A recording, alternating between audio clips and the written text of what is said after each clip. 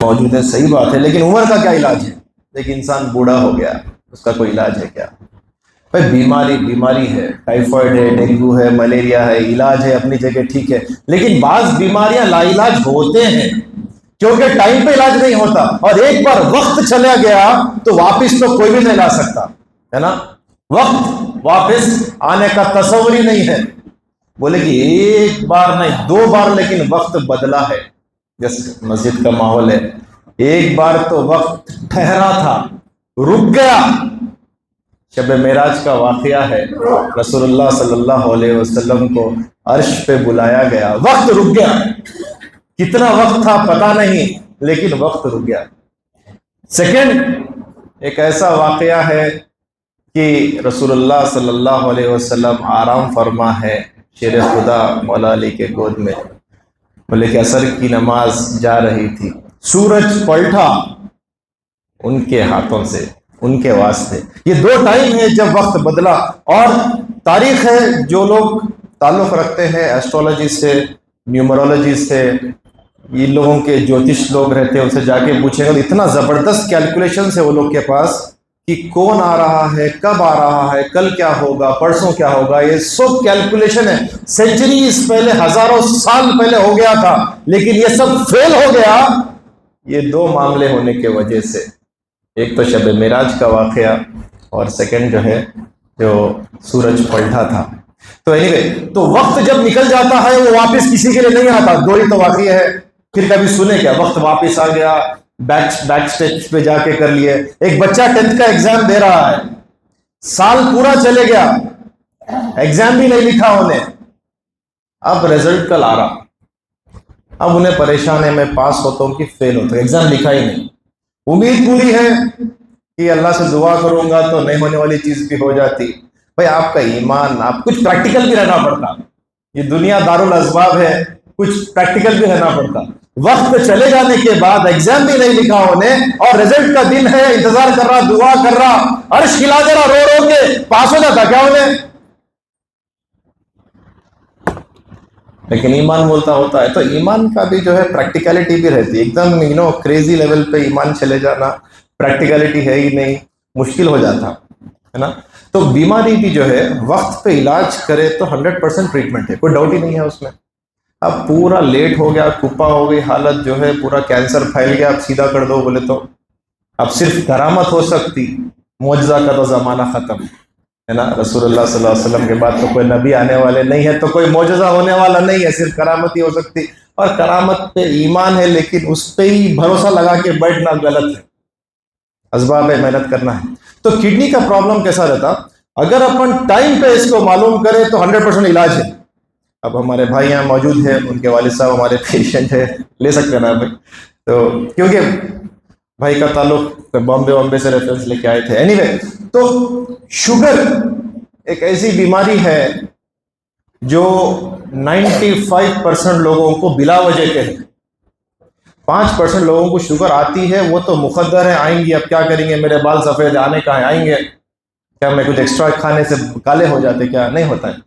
तो जो शुगर की बीमारी है दुनिया भर में 5 to 7% ऐसी है कि मुकद्दर है। टाइप 1 डायबिटीज, इंसुलिन बनता ही नहीं तो उसको आना ही है। सेकेंड, जेनेटिक प्रॉब्लम है, उन्हें फिट है फिजिकली, शुगर है, इंसुलिन नहीं बन रहा बॉडी में, या इंसुलिन काम नहीं कर सक रहा बराबर से, शुगर आ गई, ठीक है। लेकिन 90 to 95% लोगों को जो शुगर है ओबेसिटी के वजह से, मोटापे के वजह से, लाइफस्टाइल के वजह से। और शुगर, इसीलिए मैं शुगर की बात कर रहा हूं क्योंकि शुगर नंबर 1 रीजन है जिसके वजह से किडनीज खराब होते हैं। भाई से पूछ लो आप पर्सनली बाद में। शुगर जब हाई रहती, शुगर कंट्रोल में नहीं रहती, शुगर हाई रहने के वजह से खून गाढ़ा हो जाता, इट बिकम्स वेरी थिक। मिसाल के तौर पे एक ग्लास है, ये एक ग्लास है, इसमें आप 1 चमचा शक्कर डाल के मिक्स करेंगे तो पूरा मिक्स हो जाता। जब टेबल पे डाले तो कोई बच्चा भी हाथ लगा के नहीं बोल सकता इसमें कुछ है क्या, पानी पानी दिखता। लेकिन ये ग्लास, इसमें 10 चमचे शक्कर डाल दिया अपन लोग, अब मिक्स करें, पहले तो मिक्स नहीं होता, जम जाता नीचे। सेकंड, मिक्स हो भी गया, गर्म करके शीरा बना दिया, उसको आप टेबल पे डाले तो कोई भी हाथ लगा के बोलता अरे ये तो शीरा है, कुछ मिला हुआ है इसमें, ये नॉर्मल नहीं है। ठीक उसी तरह अगर आपकी शुगर खून में 100 150 है तो वो नॉर्मल है, उतनी रहना चाहिए, जिंदा है। गाड़ी है, चल रही है, तो पेट्रोल रहना चाहिए, कुछ तो धुआं निकलेगा। लेकिन एक्स्ट्रा जिसकी जरूरत भी नहीं है, एक्स्ट्रा जमते जा रहा, खून गाढ़ा हो जाता, इतना थिक हो जाता शीरे के वैसा, कभी कभी दिमाग में अटक जाता है। इसी को फालिज का अटैक बोलते हैं। कभी दिल में अटक जाता है, इसको हार्ट अटैक बोलते हैं। फिर कैथ लैब में लेके जाके स्टेंट डाल के वो खोलना पड़ता है रास्ते को। कभी कभी पैर में अटक जाता है, पैर में जख्म हो जाता, सूखता नहीं, फिर आपको सर्जन के पास जाके पैर को कट करना पड़ जाता है। कभी कभी गुर्दे में स्ट्रक हो जाता है, किडनी फेल हो जाती है। कभी आंखों में स्ट्रक हो जाता है, अंधे हो जाते हैं। डायबिटीज वर्ल्ड का नंबर 1 रीजन है जिसकी वजह से लोग दुनिया में अंधे होते हैं, और 100% प्रिवेंटेबल है। कभी कभी नर्व्स को डैमेज कर देता है, चप्पल निकल जाती, मालूम नहीं होता, गर्म ठंडा मालूम नहीं होता। शुगर के ऐसे ऐसे प्रॉब्लम्स हैं। और ये शुगर का प्रॉब्लम की खास बात क्या है कि जब तक टक्कर नहीं होती उसका एहसास नहीं होता। ठीक उसी तरह कि एक बच्चा है, कौन सी है बाइक आपकी? पल्सर, माफी चाहता हूं आपके पर, एक पल्सर एक बच्चे को दिला दिए। अब उन्हें जो है पल्सर भगा रहा, अब पल्सर जो है 150 170 के स्पीड पे जा रहा, उन्हें कैसा कि आउटर रिंग रोड पे चले गया, अब उन्हें ओवर स्पीडिंग कर रहा, उसको मजा आ रहा, ठंडी हवा आ रही, बहुत जबरदस्त। और उसको बोल रहे भाई देख तेरा एक्सीडेंट हो जाता, स्लो कर। अरे डॉक्टर साहब बाता नको करो, मजा आ रहा मेरे को, ठंडी हवा आ रही, चला रहा हूँ मैं 160 170 पे। अजरुद्दीन का बेटा भी ऐसी करा, भगा रहा हूँ मैं नई बाइक, ओ स्पीड से भगा रहा हूँ, आउटर रिंग रोड पे टक्कर हो गई। क्या हुआ? क्या हुआ? बाइक भी गई, आदमी भी गया। तो शुगर जब हाई रहती, जब 110 120 150 पे है तो ठीक है। जब ओवर स्पीडिंग होती डायबिटीज की, 300 400 500 700, ग्लूकोमीटर पे HI लिखा हुआ आ जा रहा, फिर भी जो है ये लोग से आप सब मिले होंगे या उनमें से कोई एक भी हो सकते हैं, नहीं मेरे को कुछ नहीं होता, शुगर 400 है, कुछ नहीं होता, कुछ महसूस ही नहीं हो रहा डॉक्टर साहब मेरे को। जब कुछ नहीं बोल सकते लोगों को, बोले तो समझते भी नहीं। जब टक्कर होती जब मालूम होता, अरे मैं कैथ में पड़ा हुआ हूँ, स्टेंट डाल रहे हैं मेरे हार्ट के अंदर, अरे मेरी किडनी फेल हो गई, अब क्या करना, डायलिसिस का मशीन तैयार है, आ जाइए हजरत ऊपर, ये हालत होती है। तो शुगर का प्रॉब्लम यह है कि इसका एहसास वक्त पे नहीं होता। वक्त पे नहीं होने के बाद में जो है पेशेंट का मेंटालिटी ऐसा हो जाता कि ब्लेम, अब वो टक्कर हो गई, बाइक वाला मर गया, गलती किसकी है, बाइक की है या रोड की है? उन्हें यही तलाश करता आदमी, क्योंकि उसका तो पहले से फेथ है, हर बीमारी की इलाज है। अरे तो गलती करेंगे आप लगा देंगे। हजरत नमाज के बाद बोले कि सेहत के बारे में तो बोले, लेकिन फर्स्ट बात ये बोले कि हर किसी को मालूम है कि ये दुनिया खत्म होने वाली है, आखिरत में हम सबको ठहरना है, ये मालूम है, लेकिन इसका इल्म नहीं है। अगर यकीन होता तो बात अलग होती, इंफॉर्मेशन है, नॉलेज नहीं है। अफसोस की बात यह है। तो इंफॉर्मेशन हर किसी को है कि शुगर हाई रही तो प्रॉब्लम होता, लेकिन इसका यकीन नहीं है। यकीन जब होएगा, जब गुजरेंगी, ये बहुत देर हो जाएगा भाई, मेरी बात मानो, या आप में से कोई बैठे हैं, हजरत है और जो है भाई है, समझाएंगे आपको कितने प्रॉब्लम्स होते हैं डायबिटीज की वजह से। तो वर्ल्ड का नंबर 1 रीजन जिसकी वजह से किडनीज फेल होते हैं, नॉट ओनली किडनीज, बॉडी का हर किस्म का ऑर्गन खराब हो सकता है डायबिटीज की वजह से। तो इसको कंट्रोल करना बहुत इंपॉर्टेंट है। कंट्रोल जब भी करेंगे जब अपन चेक करेंगे, आई नको जी चेक करे तो कुछ तो भी निकलता। अच्छा खासा गया था डॉक्टर साहब के पास, चेक करके शुगर बना के दे दिया मेरे को, मैं शुगर वाला था, इसने जी डायबिटिक बना के रख दिया। मेरे मामू का किस्सा है, 4 साल हो गए शुगर आके, बार बार मैं चेक कर रहा हूं, बोल रहा हूं मामू आपका जो है 250 है 300 है, मान रहे नहीं उन्होंने। अरे तुम्हारे पास आते कि शुगर वाला बना देके छोड़ते यार, मैं नॉर्मल हूं ना, खा रहा हूं आमा, मेरा तुम्हारा क्या जल रही तुम्हारी, अरे क्या बोलना बोलो। तो कंट्रोल वही करेगा जो ये मानेगा कि मैं ओवर स्पीडिंग कर रहा हूं। भाई इंडिया में कई रोड्स पे 60 के ऊपर ओवर स्पीड गया तो चालान मार देते। अब केसीआर गवर्नमेंट थी, एकदम स्ट्रिक्ट चल रहा था बीच बीच में। दूसरे कंट्री में, सऊदी में 120 में ओवर स्पीडिंग है, जर्मनी में तो 160 है। तो हर कंट्री का अलग अलग रहता, मेरे को मालूम ही नहीं, मैं ओवर स्पीडिंग कर दूंगा, चालान पड़ गया, मेरे नॉलेज नहीं थी, बोला तो ये कोई बात होती, ये एक्सेप्ट करता क्या कोर्ट? पुलिस वाले मानेंगे बात को, नहीं मालूम था जर्मनी वाले को आके भगा दिया गाड़ी यहाँ पे बोल के। तो आपको कंट्रोल करना जब भी समझ में आएगा जब समझेंगे कि नॉर्मल क्या है। ये अब फर्ज है, हेल्थ को मेंटेन करना फर्ज है। मेंटेन वही करेगा जो हेल्थ की वैल्यू समझेगा। तो हमारे मामों को 4 साल लगे प्रैक्टिकल आते की। तो ये सोच निकालना है कि जो है अपने ख़ास तौर से अपने कम्युनिटी में ये बात है कि जो है मेडिकल सिस्टम इस तरीके से बन चुका है कि जाते कि पेशेंट बना के छोड़ दे रहे हैं। भाई आप जाएंगे, प्रॉब्लम है, अब कोविड था, टेस्ट कराए तो कोरोना निकल जा रहा, कोरोना लगा दे रहे, कोरोना है नहीं हमारा को कोविड बना के छोड़ दे रहे। ये बात ऐसा था, ऐसा कुछ भी नहीं है भाई। कई लोग मर गए चक्कर में घर में। तो जो प्रॉब्लम रहता उसको टेस्ट करना पड़ता। जब तक अपन टेस्ट नहीं करेंगे अपने को मालूम कभी पड़ेगा ही नहीं प्रॉब्लम क्या है। टेस्ट से भागते, टेस्ट आ गया तो मानते नहीं। एक बच्चा था वही जो 10th का एग्जाम दिया, खैर उन्हें एग्जाम लिखा ही नहीं, रिजल्ट आ गया, पक्का फेल हो गया। उन्हें 25 किस्म के दुआएं हैं, कई दरगाहों पे, कई जो है मौलाना लोगों से दुआ करा लिया, मन्नता मांग लिया, लेकिन उन्हें तो फेल हो गया, नहीं बच सकता, उन्हें एग्जाम लिखा ही नहीं। फेल होने के बाद अब उसको नया सेटिंग कि उसके मामू आए, चाचा आए, उसके वालिद साहब, बेटा कोई बात नहीं, सीएम से मेरी पहचान थे, रेवंत रेड्डी मेरा खास है, निकाल देता हूँ, मैं बात करता हूँ यूनिवर्सिटी से।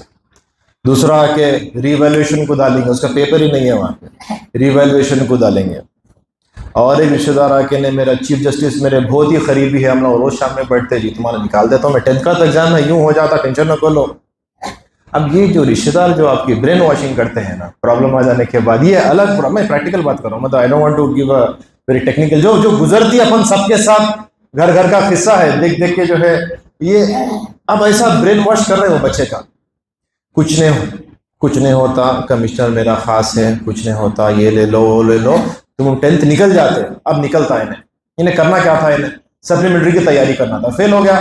सप्लीमेंट्री की तैयारी करेंगे, 3 महीने पढ़ेंगे, पास हो जाएगा, लेकिन अगेन ब्रेन वॉश, बाजू वाला ऐसा करे तो ऐसा, अरे कुछ नहीं होता, वो बुक कहीं को पढ़ रहा भाई, ये छोटी बुक है, ये ले ले, ये छोटा चिट्ठी है, जेब में रख के चले जाए एग्जाम में। नए नए किस्म के जो है उसको आइडियाज देते हैं, उन्हें फिर पास होता क्या होता, फिर उड़क जाता उन्हें।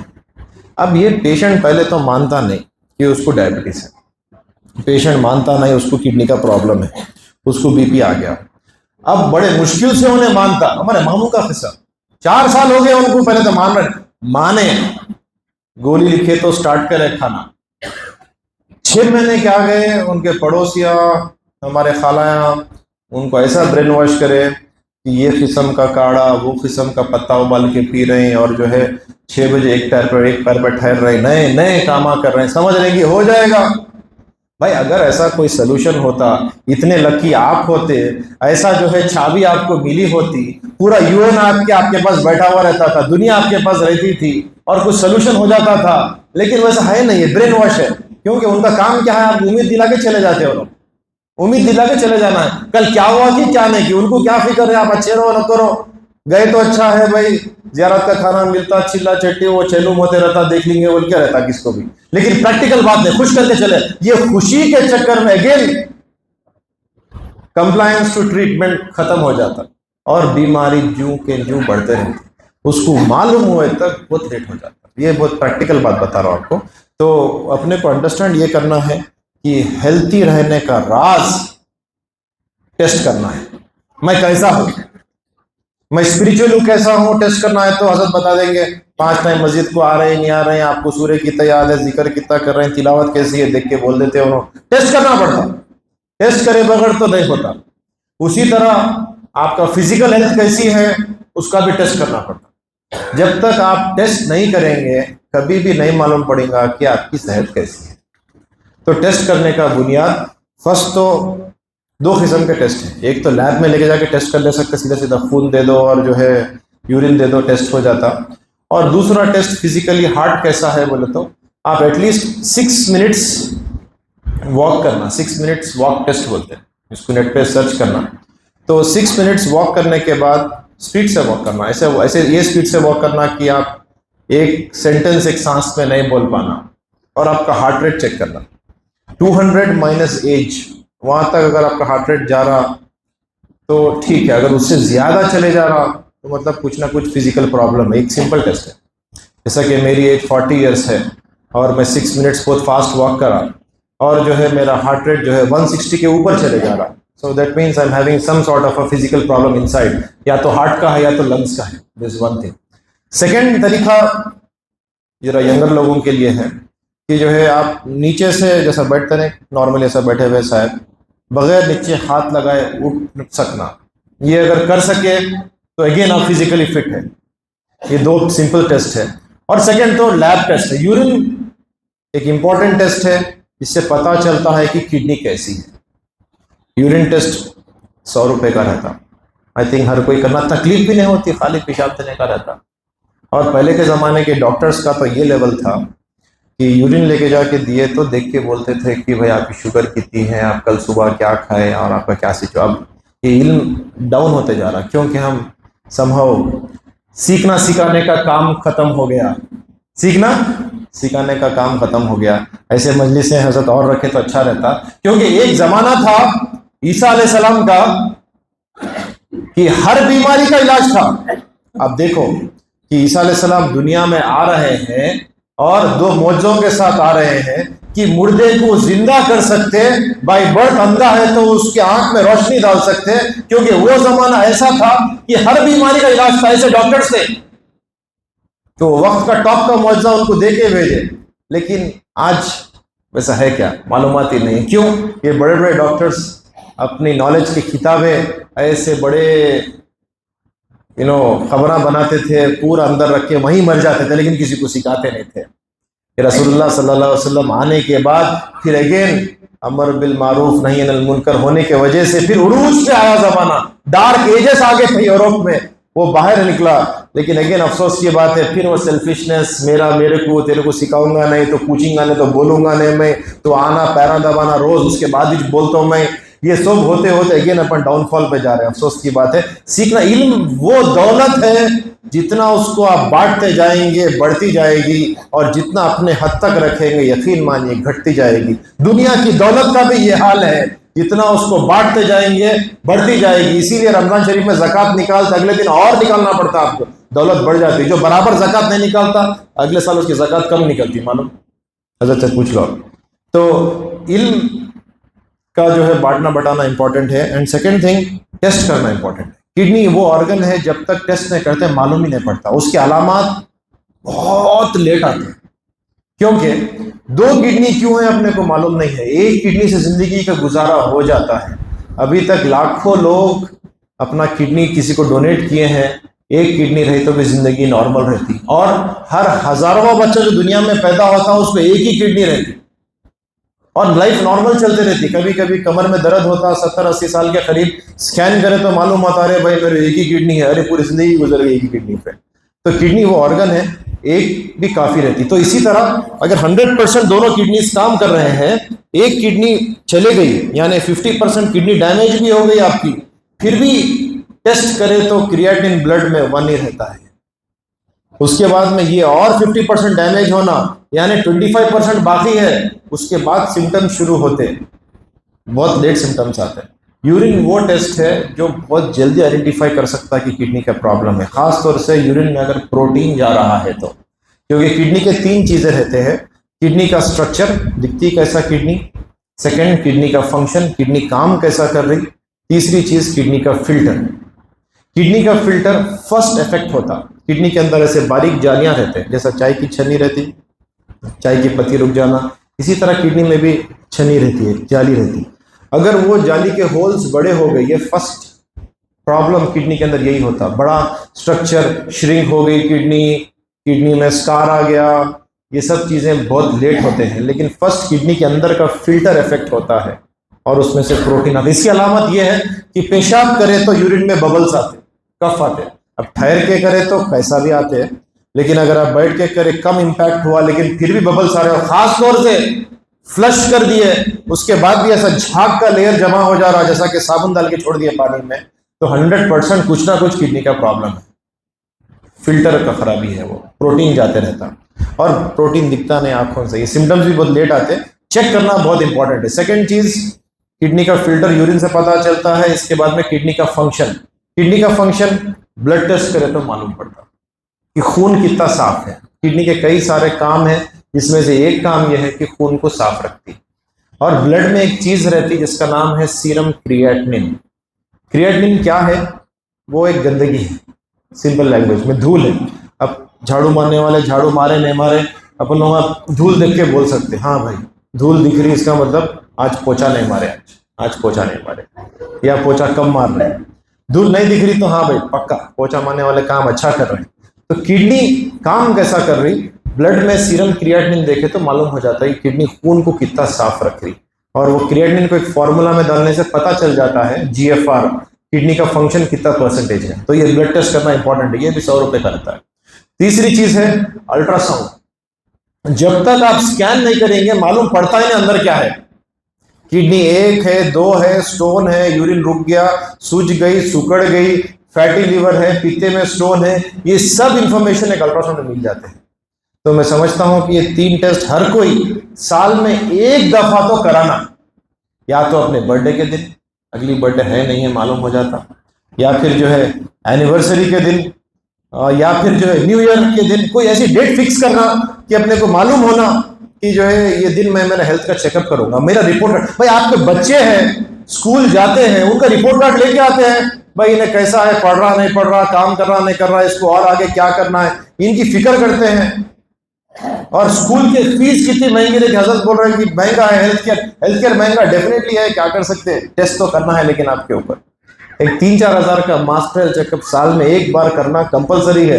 ये कर लेंगे तो शायद 30-40 हजार के बिल से बच जाएंगे। वरना एक बार आईसीयू का दर्शन हो गया ना किसी का भी, तो आईसीयू में ऐसा जाके निकला है, अब हर किसी का कोई खरीब वाला गया होगा, एक बार आपकी गाड़ी ऐसा आईसीयू से जाके निकली तो 2-3 लाख तो कहीं नहीं गए। ये प्राइवेट सेक्टर है, खैर वो कोई नाहक बिल नहीं मार रहे हैं भाई, ये भी एक अलग मिसकॉन्सेप्शन है कि हॉस्पिटल में जाते कि कट कर देते, खसाब की दुकान नहीं है वो। लेकिन जब आप सर्विस लेंगे, जब आप डिमांड करेंगे मेरे को ये होना है वैसा होना है, सर आपके पीछे लोग रहेंगे लगे हुए, तो लगता है पैसा। थोड़ी ना कोई हॉस्पिटल चंदा लेता है लोगों से, थोड़ी ना सरकार उसको पैसे लगाती है, आपका पैसा आपको। एक ही शर्ट जो है 100 रुपए में 200 रुपए मिलता है, एक शर्ट 1 लाख का भी रहता। अब 1 लाख की दुकान में घुसेंगे तो क्या कर सकते हैं अपन, फिर वो एक अलग डिस्कशन है किसी और दिन के लिए। लेकिन एक ट्रिप आईसीयू का फाइनेंशियली तो अपनी जगह, लेकिन मेंटली बहुत इफेक्ट करती है, मेंटली बहुत इफेक्ट करती है। एक बार अगर पेशेंट आईसीयू से जाके निकला तो ऐसे डिप्रेशन में चले जाता है, उसको 2-3 महीने लगते हैं निकलने के वास्ते, नॉर्मल होने के वास्ते। आपके कोई करीबी गए होंगे, भाई क्या तो गए, मालूम है कि आईसीयू में जाके निकले 2-3 महीने लगते हैं कि मैं नॉर्मल हो रहा हूँ बोलने के वास्ते, क्योंकि उतना डिप्रेशन, वो आवाज़ और वो स्ट्रेस, बाजू वाला CPR होते रहता, वहां से चले जाती रहती डेड बॉडी, ये सब देख के आदमी ऐसे डिप्रेशन में चले जाता है, और उसकी तो कोई कीमत ही नहीं है ना, दिमाग इस तौर पर आउट हो गया तो क्या करना। तो हेल्थ को मेंटेन करने के लिए फर्स्ट चीज चेक करना है। तो इंशाल्लाह हर कोई अपना मास्टर चेकअप कराइए अपने अपने लैब में, जहाँ पे भी फ्री होता होगा वहां पे, या फिर जहाँ पे भी, और कोई लैब खराब या कोई ज्यादा अच्छा ऐसा कुछ भी नहीं है कहीं भी, लेकिन साल में 1 बार हेल्थ चेकअप कंपलसरी है। कई किस्म के बीमारियां, खासतौर से कैंसर जैसे बीमारियां आपको जल्दी आइडेंटिफाई हो गए, किडनी का प्रॉब्लम जल्दी मालूम हो गया, 100% ट्रीटमेंट है उसका। सेकंड चीज, टेस्ट करने के बाद इसको कंट्रोल करना पड़ेगा। एक बार प्रॉब्लम आ गया तो मोस्ट कॉमन चीज जिसके वजह से किडनीज खराब होते हैं, नंबर 1 डायबिटीज है, नंबर 2 हाइपरटेंशन। दोनों का वही हालत है कि सिम्टम्स आते नहीं, सिम्टम्स जब आते हैं जब जबरदस्त क्रैश हो जाता। तीसरी चीज है पेन किलर्स का इस्तेमाल। पेन किलर्स, सुबह में साहब ऑफिस जाते हैं तो उनकी वाइफ तैयार करते हैं, उनको खाना अरेंज करते हैं, उन्होंने टिफिन लेके ऑफिस चले गए, उसके बाद बच्चों को स्कूल जाना है। मैं एक औरत की बात कर रहा हूँ जो घर में एवरेज पेन किलर्स का प्रॉब्लम मेल से ज्यादा लेडीज में प्रॉब्लम है इसका। तो जो है ये तो ऑफिस गए, या फिर लेट उठते होंगे और ऑफिस लेट जाते हैं, लेकिन बच्चे तो उठना ही पड़ता, स्कूल को तैयार करना, उन लोगों का टिफिन बनाना, स्कूल भेजना, फिर हजरत को ऑफिस भेजना, उनका टिफिन बनाना, फिर दोपहर को बच्चे आते उन लोगों के वास्ते खाना खिलाना, फिर उसके बाद में पढ़ाना, फिर शाम में ऑफिस से घर को आ जाते हैं, इसके बाद में इनको खाना बनाना, इनको एंटरटेन करना, रात में फिर टीवी सीरियल नेटफ्लिक्स पे कैसा भी देखने का रहता, फिर अगेन सुबह उठना पड़ता। घर की औरत लास्ट सोती है, सबसे पहले उठती है। थक जाती, बॉडी पेन्स होते, कमर में दर्द होता, सर में दर्द होता, और उन्हें किसी को बोल भी नहीं सकती, इतना प्रॉब्लम में रहती। तो क्या करते हैं मालूम है लोग? खामोशी से मेडिकल हॉल पे से दर्द के गोलियां मंगाते। दर्द हो रहा, दर्द की गोली होना है, एक बार खाए दर्द कम हो गया, अगले दिन फिर दर्द हुआ, ये दासन बदलने वाली थोड़ी है, फिर गोली खाए फिर दर्द कम हो गया, दर्द कम होते जा रहा है, गोली खाते जा रहे हैं, एक दिन इनकी किडनी कम हो जाती, किडनी डैमेज हो जाती। ये पेन किलर वक्तिया दर्द तो कम कर देता है, लेकिन आखिर में किडनी को फेल कर देता है। वर्ल्ड का नंबर 3 रीजन जिसकी वजह से किडनीज खराब होते हैं, unregulated use of pain killers है। दर्द की गोली डॉक्टर साहब के पास गए, 5 दिन के वास्ते लिखे उन्होंने, लेकिन जो है चल रहा है 5 साल से। साइड इफेक्ट से तो क्या होंगे, फिर बदनाम जमाना, साइड इफेक्ट होती गोली, क्या करें भाई, ओवरडोज करेंगे, लॉन्ग टर्म यूज करेंगे तो होगा। तो ये लेडीज का प्रॉब्लम है, खास आपसे लेडीज को बताना कि पेन, और आप जाके बोलेंगे तो मानते भी नहीं, ये एक अलग चीज है। कैसा बोलना, मेरा राज इतना काम करती हूँ मैं, बोल दूँ, नहीं बोलते, तो उन लोगों को समझाना पड़ता, भाई आप पेन किलर खा रहे तो नको खाओ, तो खा रहे हैं क्या बोले तो बोलते ही नहीं। तो इन लोगों को आदत रहती, इंटरनली मंगाते रहते, खाते रहते, 1 रुपये 2 रुपये का पता रहता, कंटिन्यू चलते रहता। सिटी में आजकल जरा कम है, गाँव में तो और भी ज्यादा है। तो इन लोगों को कैसा भी अवेयरनेस क्रिएट करना है कि पेन किलर का यूज गलत है, आप थक गए तो रेस्ट करो, लेकिन पेन किलर्स का इस्तेमाल अवॉइड करना है। इसके बाद में चौथी चीज जिसकी वजह से किडनीज खराब होते हैं, वो यूज ऑफ रिक्रिएशनल ड्रग्स है। अपने कम्युनिटी में तो कॉमन नहीं है, जैसा कि जो है हीरोइन है या फिर जो है ड्रग्स यूज करते हैं, स्कूल्स में सुनने को आता, देखे होंगे आप, इंजेक्शंस ले रहे लोग। आप सिगरेट स्मोकिंग एक प्रॉब्लम है, सिगरेट स्मोकिंग से ना सिर्फ लंग्स खराब होते हैं, किडनीज भी खराब होते हैं, क्योंकि ऑक्सीजन जब कम हो जाता है ब्लड में, धीरे धीरे हर ऑर्गन खराब होता है। क्रॉनिक एडिक्शन हैबिट्स और coffee, caffeine, excess, Red Bull, Sting, Power Horse, Monster, कैसे कैसे नामा है, ऐसी चीजें डालने के बाद अंदर आदमी मॉन्स्टर तो बन जाता, लेकिन बाद में जब नॉर्मल हालत में आता मालूम हुआ कि अरे मेरी किडनी फेल हो गई। तो ये एनर्जी ड्रिंक्स भी डेंजरस है, they destroy health. Instant boost मिल जाता, सुपरमैन की फीलिंग मिल जाती, बाद में मालूम होता कि मैं कोई भी मैन नहीं हूं, अब तो मैं तो बेकार हो गया, किडनी भी फेल हो गई, कुछ काम के लायक नहीं है। ये कॉमन है, 20-25 रुपए का स्टिंग बोल के ड्रिंक मिल रहा, हर कोई पी रहे हैं उसको, समझ रहे हैं पिए तो मेरा काम हो रहा। अरे भाई आप अपना स्टेमिना बनाओ, आप मेहनत करते करते वो स्टेप पे आओ। शॉर्टकट्स लेने जाएंगे तो फिर प्रॉब्लम हो जाएगा यार, यू विल गेट स्टक, और फिर बाद में फिर हर बीमारी का इलाज ऐसा कैसा नहीं, अरे क्या। तो ये जो है एडिक्शन जो है खासतौर से कैफीनेटेड ड्रिंक्स के, डायबिटीज होता है, हाइपरटेंशन होता है, किडनी फेलियर होता है, ये बच्चों को, यंगस्टर को समझाना है। और अनरेगुलेटेड है, कोई पूछता नहीं, आपके किराने के शॉप पे रखा हुआ रहता स्टिंग, उन्हें जाता 25 रुपए देता, डाल लेता, फुटबॉल खेल रहा, रोनाल्डो समझ रहा अपने आप को, बाद में मालूम हो रहा कहीं का नहीं रहा भाई, डायलिसिस मशीन पे लेटा हुआ है। तो ये चीज़ों से बचना है, एंड इसको मेंटेन करने के लिए 2 चीज़ें हैं, बात खत्म करेंगे, लंबा हो जा रहा है शायद। एक तो यह है कि डाइट मेडिसिन है, डाइट मेडिसिन, और मेडिसिन को देख समझ के लिया जाता है, मेडिसिन को देख समझ के खाया जाता है, और डाइट एक मेडिसिन है, इसको भी देख समझ के खाना है। जिंदा हम लोग खाने के लिए नहीं है, खाते हैं जिंदा रहने के लिए, तो खाना देख समझ के है। अनरेगुलेटेड डाइट भी डेंजरस है। अपनी डाइट इतनी सिंपल रहना है कि अपन अपना काम फुल एफिशिएंटली करना है। कल एक साहब आए क्लिनिक पे, हलीम वाले हैं उन लोग, तो बारकस की फेमस हलीम है, तो वहाँ आके बोले कि मैं एक हॉस्पिटल में एडमिट था, वहाँ पे हलीम खिला दिया किसी को, ऐसा खाए कहते लोग दोपहर में 2-3 घंटे सो ही गए। तो भाई ये जो एक्स्ट्रा जो खा लेते हैं अपन लोग, की तबीयत सो जा रही है, बेकार हो जाए, कोई चीज एक्स्ट्रा करने के वजह से प्रॉब्लम है। बिरयानी पकाते उसको आंच पे रखते, एक्स्ट्रा आग लगा देने से अच्छी बिरयानी बन जाती, क्या जल जाती है उन्हें? तो इंसान को जो खाना चाहिए, रिक्वायरमेंट जितना चाहिए, 3 हिस्से करना है बोल के बताते। लेकिन इसका 3 हिस्से का राज क्या है? मैं एक साहब से पूछा, साहब ये 3 हिस्से करना कैसा, खाना खाना है तो 3 हिस्से कैसा करना? कि बोले कि बेटा जब भी तुम खाना खाने बैठो, एक टाइम ऐसा आएगा कि एक फीलिंग आती कि या तो मैं एक्स्ट्रा दाल लूँ या तो या रुक जाऊँ। रुक जाने में आपकी सेफ्टी है, आप खा लेंगे तो 3 तिहाई क्रॉस हो जाएगा।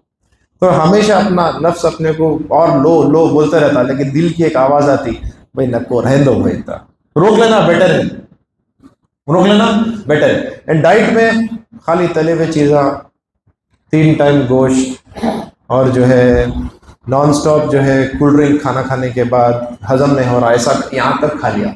एक बार तो ऐसा हुआ कि हजरत बुरा ने माना, एक दावत में गया मैं, बिल्कुल दावत शादी खाना, ऐसा राउंड, आजकल राउंड टेबल्स नहीं आ रहे, जब राउंड टेबल था, ऐसा राउंड टेबल था, ज़बरदस्त मौलाना बैठे हुए थे सामने।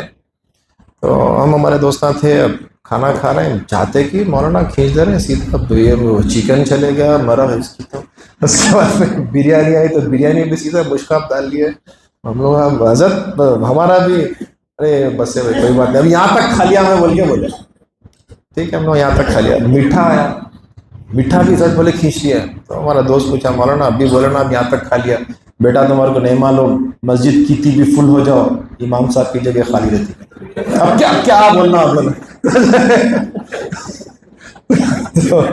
तो ये जो डाइट है इसको जो है, नहीं बिल्कुल मैं आंखों गुजरी सो है मैं, तो बात आ रही है मतलब करो, अच्छा लोग जिस तरह मोहब्बत से देख रहे हैं, सॉरी यार। तो ये जो अनरेगुलेटेड है, यहाँ तक खा लिया मैं, निकल जा रहा घर पे, वो हालत तक जो खाना है बहुत जो है तबाही मचा। आप गोश्त खाओ, सैयदुत्ता में गोश्त से कोई प्रॉब्लम नहीं होता, लेकिन इतना खा रहे हैं कि जो है अब ये निकलेगा कैसा बॉडी में से, ये बॉडी मुख्तलिफ किस्म के प्रॉब्लम्स क्रिएट करता।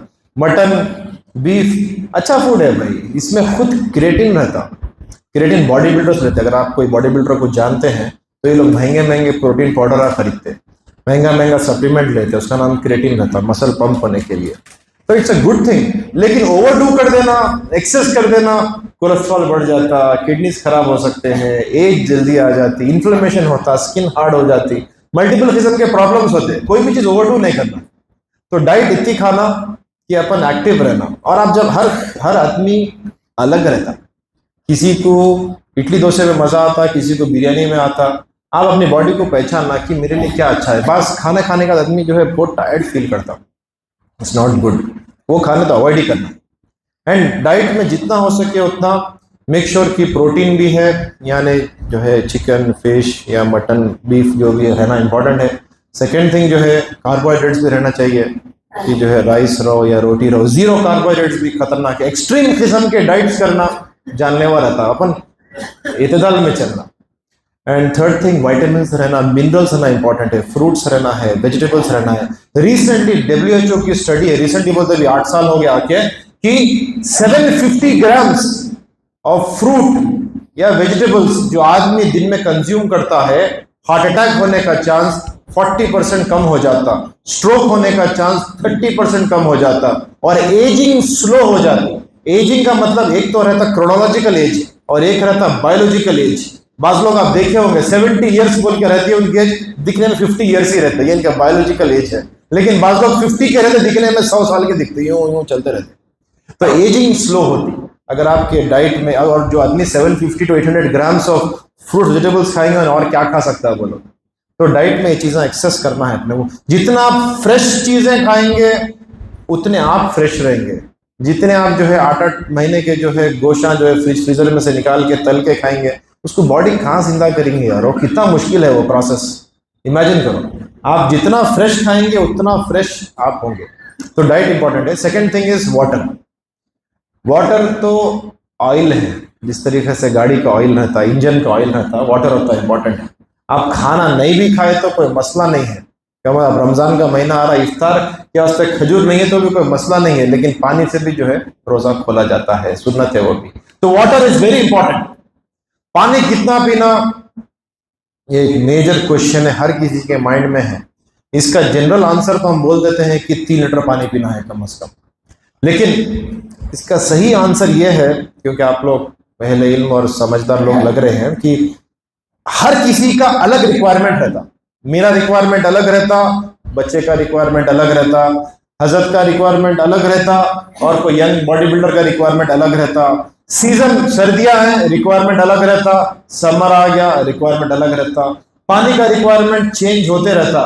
पानी इतना पीना कि आपका यूरिन का कलर व्हाइट रहना, अगर आपका यूरिन का कलर व्हाइट आ रहा है तो इसका मतलब आपका हाइड्रेशन करेक्ट है। माइल्ड येलो मॉर्निंग का यूरिन अलाउड है, लेकिन उसके बाद का urine should be white in colour, इतना पानी पीना। अगर आपको यूरिन का कलर डार्क होते हुए नजर आ रहा है तो यह अलामत है कि you are getting dehydrated, please पानी पी लीजिए। तो ये रिक्वायरमेंट है। और स्कूल के बच्चे खासतौर से, क्योंकि आप लोग पेरेंट्स भी है बच्चे भी है, कि जो है चले जाते बाथरूम गंदा रहता, अब बाथरूम जाना मुश्किल है, यूरिन होल्ड करके रखते हैं। यूरिन होल्ड करने की वजह से कई किस्म के यूरिन इन्फेक्शंस होते हैं। तो बच्चों को ना सिर्फ, और ये प्रॉब्लम बॉयज से ज़्यादा गर्ल्स में है, तो यूरिन होल्ड करने की वजह से पेशाब की थैली फैल जाती, इन्फेक्शंस होते हैं। और बड़े हजरात भी, बाथरूम दूर है, अब मैं जाऊं कैसा, खानदान वाले देखते हैं, नाम खराब होता, नको भाई मैं पानी नहीं पीता हूँ। अब ये एक अलग स्टोरी है। ये बच्चे तो खैर रोक लेते हैं, बड़े पानी नहीं पीते यूरिन नहीं आने के लिए। अब ये पानी नहीं पियेंगे तो खून क्या होता है, अगेन वो खून गाढ़ा होता है। वो कॉन्सेप्ट नहीं भूलना, पानी नहीं पियेंगे, खून जितना लिक्विड रहना चाहिए, क्योंकि बारीक बारीक नालियों से गुजरना है खून को, और वो गाढ़ा रहा तो कहीं ना कहीं अटक जाता। डिहाइड्रेशन की वजह से क्रैम्प्स होते हैं, डिहाइड्रेशन की वजह से हार्ट अटैक्स होते हैं। तो लाइफ बहुत प्रेशियस है, इसको मेंटेन करना है। इंशाल्लाह ताला ये सब पॉइंट्स अपन फॉलो करेंगे तो हेल्थ मेंटेन रहेगी। फर्स्ट थिंग इज डाइट, कि जो है खाना with adequate protein, adequate carbohydrate, adequate fats, minerals, vitamins. Water intake इतना कि यूरिन वाइट कलर का रहना। चेक डायबिटीज कंट्रोल करो, चेक ब्लड प्रेशर कंट्रोल करो, पेन किलर्स अवॉइड करो, एडिक्शंस अवॉइड करो। डेली वॉकिंग कम से कम 30-35 मिनट्स करना है। और उसके बाद में आपका किडनी का चेकअप करना है साल में एक दफा कम से कम। नॉट ओनली किडनी, एक मास्टर हेल्थ चेकअप करिए साल में एक दफा। ये करेंगे तो इंशाल्लाह अच्छा रहेगा। कुछ क्वेश्चन पूछिए जी। तो मैं वहाँ पे ऑब्जर्व किया था कि कोई कॉलेज के बच्चा है तो उसका वेट के हिसाब से उसका ये था बॉडी बिल्डिंग का इंटरेस्ट था। तो उसके शौक के हिसाब से वो क्या हर किलो वेट 3 ग्राम का प्रोटीन लेने बोल रहा था। For example weight 75 kilo around 75 to 3 gram protein per day उसको दिया है। मैंने कहीं पे चैट जीपीटी में देखा था कि प्रोटीन ज़्यादा खाने से किडनी खराब हो सकती है। तो आजकल ये जिम फिटनेस एंड प्रोटीन है, मैं 3-4 बार ऑब्जर्व किया था ये प्रोटीन 7 स्कूप लेना, 8 स्कूप लेना, प्रोटीन पर लाइक प्रोटीन शुरू कर पा रहे हैं, क्योंकि रिजल्ट भी आ रहे हैं, बच्चे अच्छा फॉर्म कर रहे हैं। तो what is the strategy for like कहीं से प्रोटीन ज़्यादा लेना is not good in case of sedentary lifestyle. कितना प्रोटीन लेना है, बॉडी बिल्डिंग या एथलेटिक परफॉर्मेंस के लिए कितना प्रोटीन ले सकते हैं, बॉडी का मैक्स ले सकते हैं। और द ट्रूथ लाइक रिजल्ट भी प्रोटीन क्या किडनी खराब हो रही है तो आप तो जहूर भाई इम्पोर्टेंट पॉइंट रखे कि जिम गए थे, जिम गए तो मालूम हुआ कि वहाँ पे कॉलेज के बच्चे आए। अब कॉलेज के बच्चे ही जाते हैं, उन लोगों को ही रहता ज़्यादा शौक। तो जाने के बाद मेरे वालिद साहब भी है, उन्होंने भी जिम जाते हैं, सब नहीं बोल के नहीं, बट जिम गए तो वहाँ पे जिम ट्रेनर क्या बोले कि जो है प्रोटीन का डब्बा खरीदो, 5-6 चमचे डालो, उसका बॉडी वेट था 100 kg, 300 ग्राम्स प्रोटीन लो बोल के बोले, 3 ग्राम्स पर kg बोल के बोले, उन्होंने उतना दे रहे थे।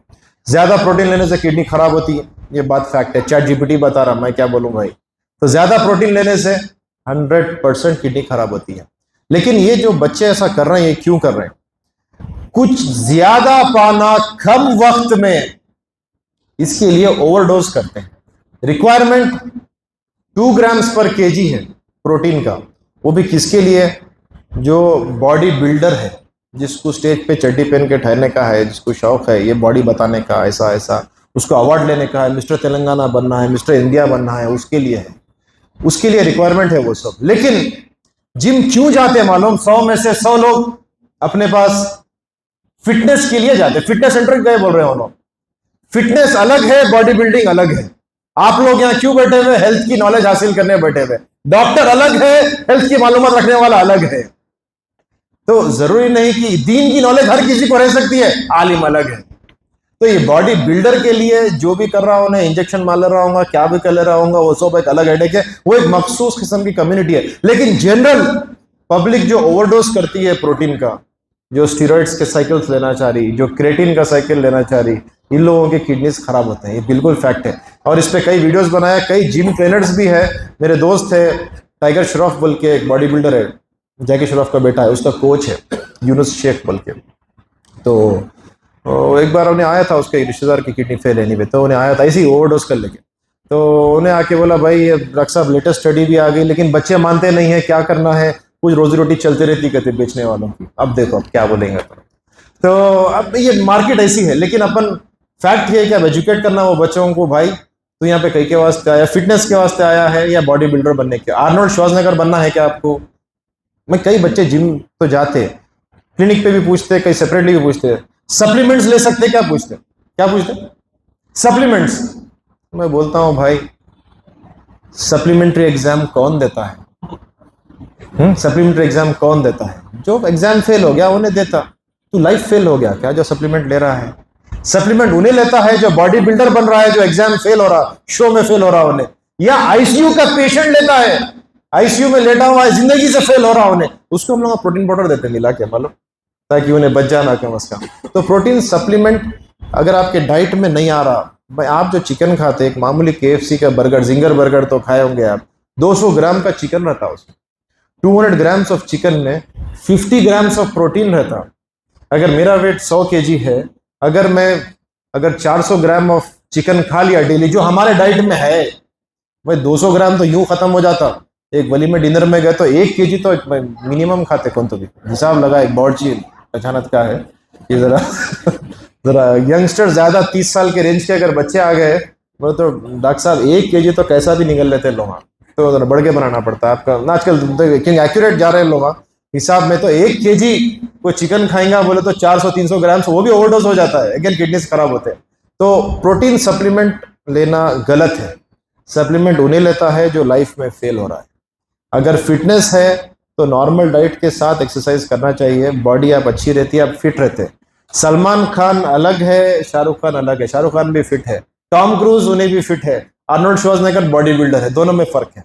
तो अपन जब भी जिम जाते वी गो फॉर फिटनेस, अपना एम शुड बी स्टेमिना बनाना, कुछ मसल रहना, एकदम कट वर्ड 6 पैक गोवा के जीप में जाके बीच पे जाके मैं निकाल के फिरूंगा, ये सब जो है माइंडसेट रॉन्ग है। अपने लाइफ का पर्पस है। कई बच्चे इंजीनियरिंग कर रहे हैं, कॉलेज के बच्चे, तो उसको इंजीनियर बनना है, वो इंजीनियर बनने पे फोकस करना। इंजीनियर बनने के लिए उसका फिजिकल बॉडी अच्छी रहा तो अच्छा रहेगा, अब उन्हें क्या एग्जाम में ये बताएगा क्या? नहीं, तो समझाना पड़ता भाई, देख तू बॉडी बिल्डर नहीं है, तू आया फिटनेस के वास्ते, रोज आधा घंटा एक्सरसाइज कर, चले जा, ज्यादा खाने पीने की जरूरत नहीं है, नॉर्मल लाइफस्टाइल जीने का है। वो पहले प्रोटीन के डब्बे महंगे, घर में अम्मा परेशान है, वो बो भी आती है उसमें से, प्रोटीन पाउडर जहाँ रहता वो एक अजीब किस्म की बो भी आती है वो कंटेनर्स में से। तो इट्स रॉन्ग, एब्सोल्युटली रॉन्ग। जी या देखो, अब मास्टर चेकअप आप करा लिए, आप जो है टेस्ट करा लिए, रिपोर्ट्स आगे बताना किसको? डेफिनेटली अल्हम्दुलिल्लाह इतने सारे कॉलेजेस है अपने कम्युनिटी के, शादान है, डेक्कन है, मुख्तलिफ किस्म के माइनॉरिटी कॉलेजेस हमारे। मैं समझता हूँ हर ख़ानदान में कोई ना कोई एक डॉक्टर निकल ही जाता है अल्लाह के फजल करम से। अगर नहीं भी है तो महल्ले में पहचानत का रहता है, अगर वो भी नहीं है तो कम से कम बाजू वाले के पहचानत का या उसके ख़ानदान में निकल जाता है, वो डॉक्टर बेस्ट रहता है। एक बार उसको कंसल्ट कर लेना कि जो है ये मेरे रिपोर्ट से ज़रा एक बार नज़र मार लीजिए आप, नहीं बोले तो आप जो है आपके क्लिनिक घर के पास जो भी है वहाँ पे जाके मिलना, ये MD रहो या जो भी रहो, I don't think it makes any difference. मामूली MBBS भी जा सकते हैं आप, आयुष के डॉक्टर्स को भी बता सकते हैं आप, लेकिन एक एक्सपीरियंस्ड पर्सन जो ये लाइन में काम कर रहा है उसकी नज़र से तो गुजरना। अब ऐसा नहीं कि व्हाट्सएप डाल दिए, तो एक बार तो फॉलो अप करना। तो अगर पहचानत का है तो उन्हें देखता, खाली रैंडम व्हाट्सएप देख लो अगर आप बोले तो मुश्किल हो जाता है, उन्हें क्या देखेंगे? हाँ ये थम्स अप डाल देते खाली।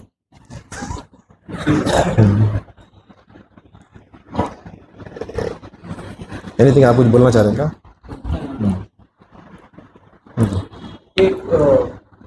पालक और टमाटे वगैरह जो ऐसे ठीक है उमर क्या, इसके टोमेटोज वगैरह ऐसे खाने से किडनी स्टोन द्वारा होते हैं, उसके ऊपर कुछ रिस्ट्रिक्शन या करेक्ट बात सही है।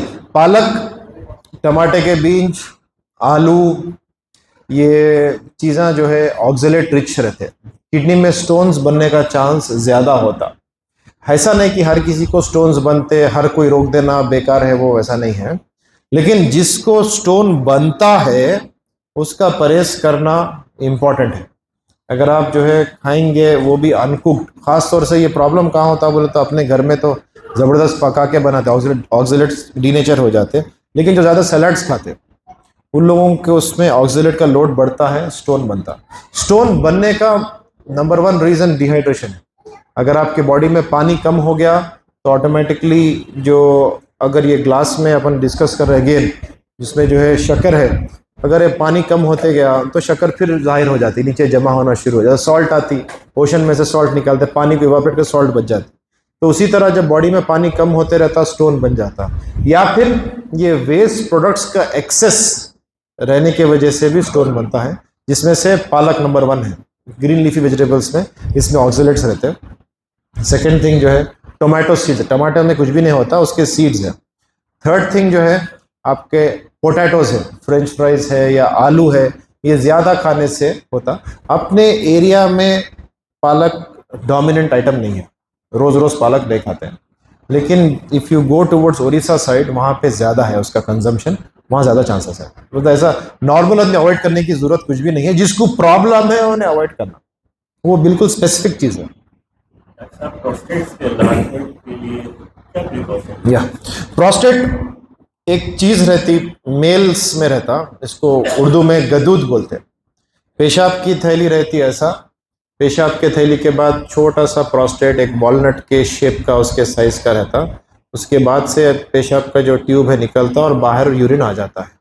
तो प्रोस्टेट 40 इयर्स के बाद हर मर्द को किसी न किसी हद तक बड़ा होना शुरू होता है, एंड ये एज रिलेटेड है। जब एज रिलेटेड मैं बोल देता हूँ तो इसको वापस कोई नहीं कर सकते।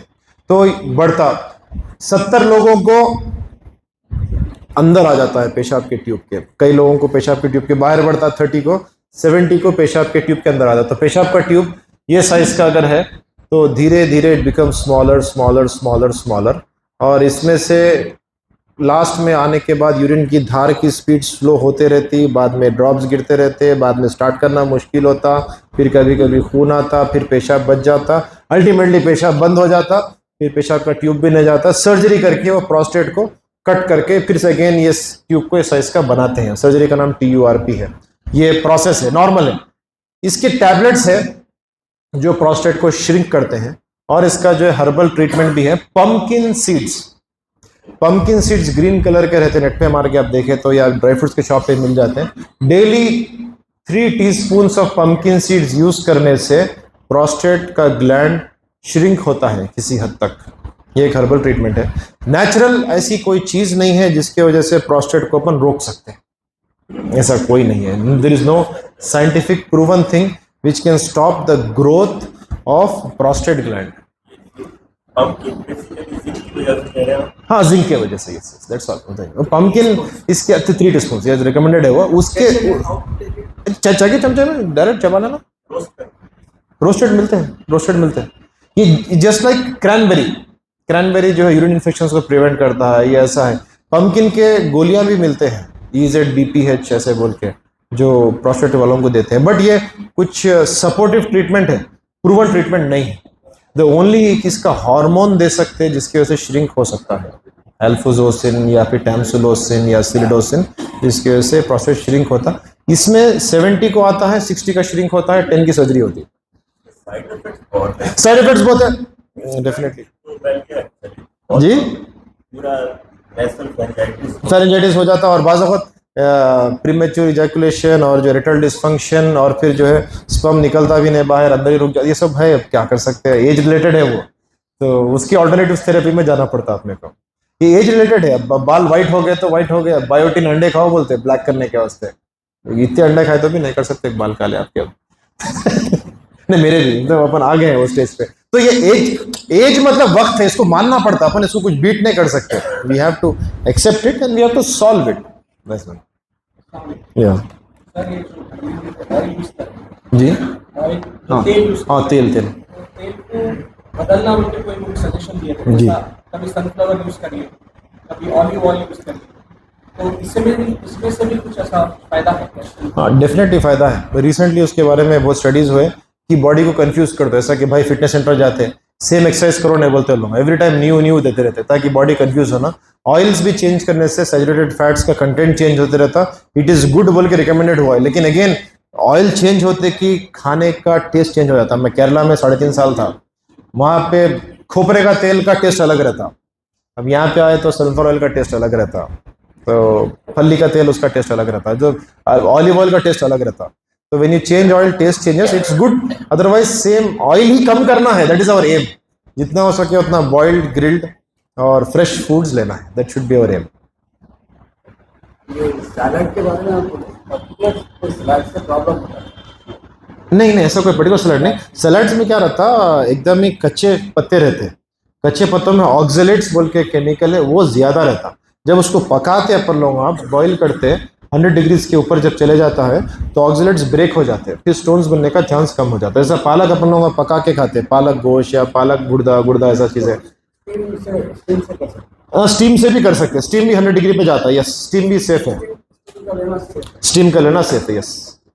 और दूसरा सवाल ये है, ये कुछ कम हजरात के लिए पेशाब साफ नहीं आता, ड्रॉप आता है। यही रीजन है प्रोस्टेट का। प्रोस्टेट का जस्ट इमेजिन करो, ये पेशाब का ट्यूब है, इसका साइज जो है 10 सेंटीमीटर्स है, 10 सेंटीमीटर्स है। ये जैसा अंदर प्रोस्टेट आते रहता, ग्रो होते रहता, एज के साथ धीरे धीरे ये अब एक पाइप है, ये साइज का पाइप है, इसमें से पानी एक स्पीड से आ रहा। अब ये साइज छोटा होते होते ये फोन का ये कैमरा के उतना हो गया, तो जाहिर सी बात है वो स्पीड नहीं आता। अपन टारगेट करें यहाँ पे मारना है तो वहाँ पे धार नहीं जाती। तो ये prostate is the most common reason. Second reasons भी रह सकते हैं, जैसा कभी कभी मार लग गया, करा अंदर गोश्त बढ़ गया, स्ट्रिक्चर हो गया, यूरेथ्रल स्ट्रिक्चर हो गया, तो उसमें भी जो है वो रास्ता नैरो हो जाता, उसकी वजह से यूरिन बराबर नहीं आता है। हाँ जी सर।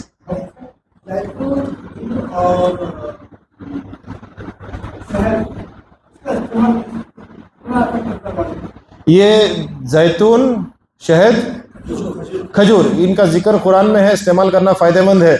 कितना फायदा, क्या फायदा, ऐसा तो नहीं पता मेरे को, लेकिन जैतून definitely, olive oil specifically, it's very good for health.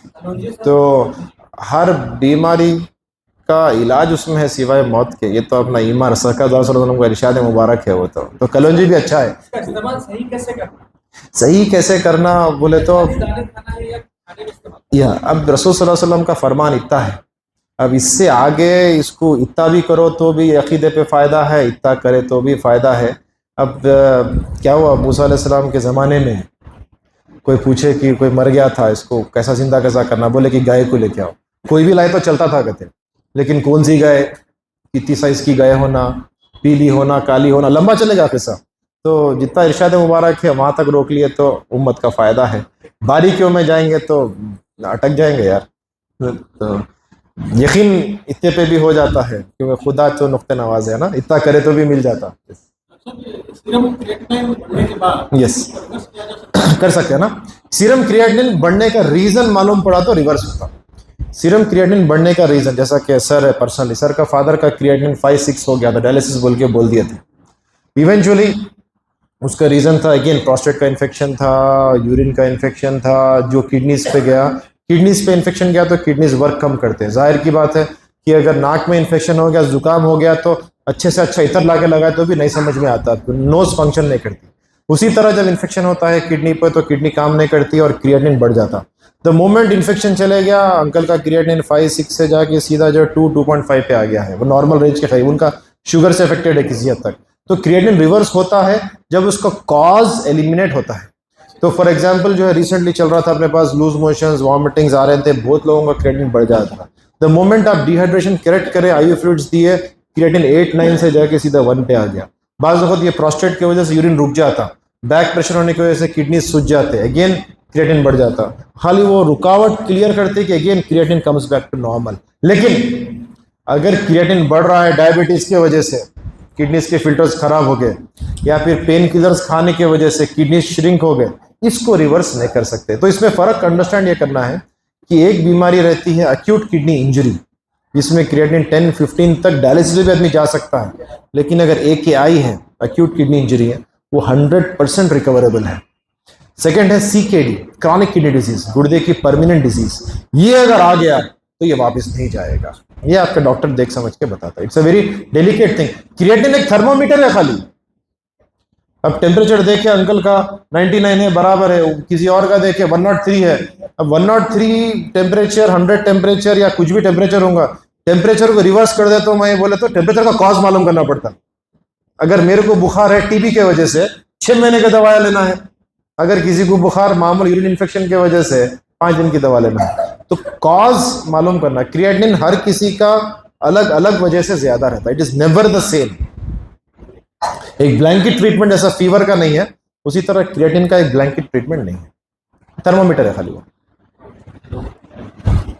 एक सेकंड। तो अगर आप नॉर्थ में जाएंगे तो मोस्टली रिफाइंड ऑयल कुछ खाते हैं, कुछ फिल्टर खाते हैं, तो दोनों की कुछ फर्क है क्या कि आप जो सा ज़्यादा खाएंगे उससे किडनी पे ज़्यादा? किडनी पे ऑयल से ज़्यादा इफेक्ट नहीं पड़ता कुछ भी, लेकिन जितना भी आप रिफाइंड होते जाएंगे, जितना अल्ट्रा प्रोसेस फूड्स बोलते हैं, मतलब अगर आप कोई चीज़ अल्ट्रा प्रोसेस मतलब उसका पैक उठाए उसमें 7 से ज़्यादा इंग्रेडिएंट्स है, इसको अल्ट्रा प्रोसेस फूड्स बोलते हैं। जितना ज़्यादा अल्ट्रा प्रोसेस्ड फूड्स लेके जाएंगे उतना आपके बॉडी को काम कम करना पड़ेगा, और बॉडी जितना काम कम करना पड़ेगा उसको यूज़ करने के लिए वो फैट में कन्वर्ट हो जाएगा, एंड इवेंचुअली जो है liver will become fatty and risk of many problems increase. Body तो मेहनत के लिए बनी है। अगर आपके कोई रिश्तेदार अमेरिका गए तो 15-16 घंटे की फ्लाइट रहती है, कैसा भी 2-3 घंटे के बाद उठ के वॉक करो बोलते हैं। अगर नहीं मैं नहीं करता हूँ, खाली ऐसा बैठ के रहता हूँ बोले तो नंबर 1 उसके पैरा सूज जाते हैं, नंबर 2 पैरों में ब्लड क्लॉट हो जाता and eventually pulmonary embolism, death होने का चांस रहता है। इट्स वेरी डेंजरस, क्योंकि बॉडी आराम के लिए बनी नहीं है। जितना आप प्रोसेस्ड होते जाएंगे, जितना आप रिफाइंड होते जाएंगे, उतना आप अंदर होते जाएंगे। लखत खलकनल इंसान लकुम फी कबद, ऐसा कुछ है नहीं? तो इंसान को मशक्कत ने पैदा किया अल्लाह ताला, मेहनत के लिए, मुजाहिदे के लिए, आराम करने के लिए। तो जन्नत है भाई, गलत जगह पे अपन लोग। यहाँ तो हार्ड वर्क करना है। रेस्टिंग करूंगा, रिकनर फार्म हाउस पे जाऊंगा बोले तो फिर आईसीयू का बेड एक दिन आएगा। जैसे बहुत सी बार अभी आपने तो यूरिन के बाद थोड़ा ऐसा लगता है कुछ एकाध दो सेकंड कुछ कतरे निकल, हाँ, तो फील होता है, तो इसलिए चेक करना है इसको कि यूरिन रुक रहा है। अल्ट्रासाउंड करे तो मालूम होता। एकदम पूरा प्रॉपर नहीं आ रहा है। नोबडी नोज अंदर कितना है। जब तक अपन स्कैन नहीं करते अपने कभी मालूम नहीं हो सकता कि अंदर यूरिन रुक रहा है या नहीं रुक रहा। सिम्टम्स बहुत लेट आते हैं। अगर आपको सिम्टम है कि यूरिन में कर दिया लेकिन फिर भी अंदर से कुछ है, कुछ निकल रहा, एक्स्ट्रा बच जा रहा, तो उसको पोस्ट वॉइड रेसिड्यू बोलते हैं, PVR।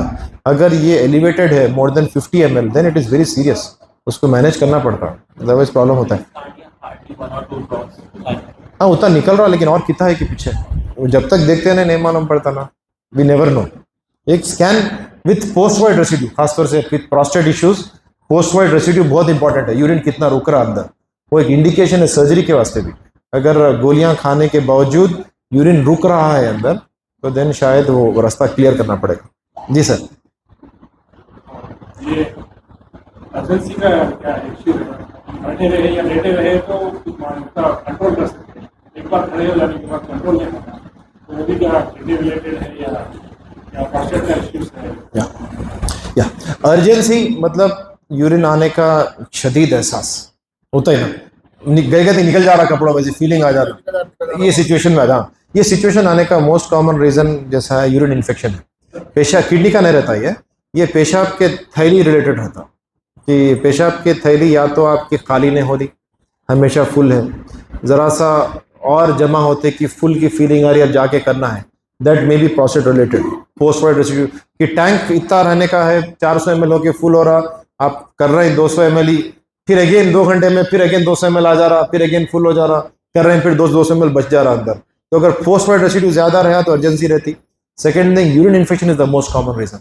यूरिन इन्फेक्शन हुआ तो ब्लैडर इरिटेटेड रहता, ऐसा सॉर्ट ऑफ मूवमेंट्स रहते हैं उसके, तो कभी एकदम शदीद एहसास आता, बाद में गए गए तक खत्म भी हो जाता फीलिंग, वो अरे अब करने की जरूरत नहीं है, अब नहीं आ रही फीलिंग। तो यूरिन इन्फेक्शन, क्रॉनिक इन्फेक्शन खास तौर से, तो यूरिन का टेस्ट CUE और यूरिन का कल्चर करना टू लुक फॉर इन्फेक्शन, उसको ट्रीट करना है with ultrasound with post wide residue. Urine बच रहा कितना देखना है, और अगर यूरिन की धार की स्पीड स्लो है तो यूरोफ्लोमेट्री करके देखना है कि पेशाब की थैली काम कितना कर रही है, वो पूरा ऐसा प्रेस हो रही है नहीं हो रही, इवेलुएट करना है।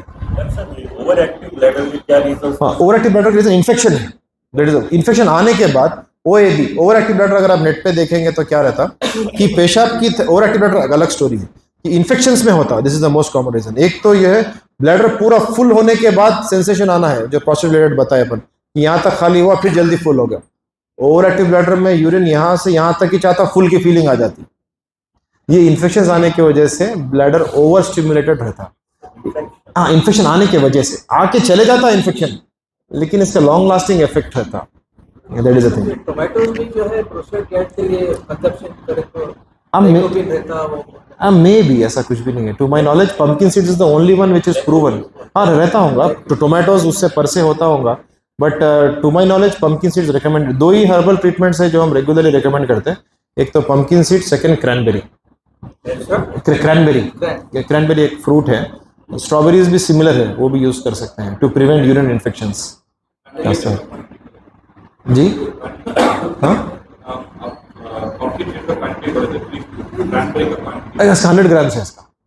हाँ पर डे रैडबेरी कंजप्शन कैसा करते हैं? वो ड्राई फ्रूट्स में से मिलता हो। हाँ, जूस भी पी सकते, रियल कंपनी का जूस मिलता है, 1 ग्लास पर डे भी पी सकते हैं। 100 gram is more than enough.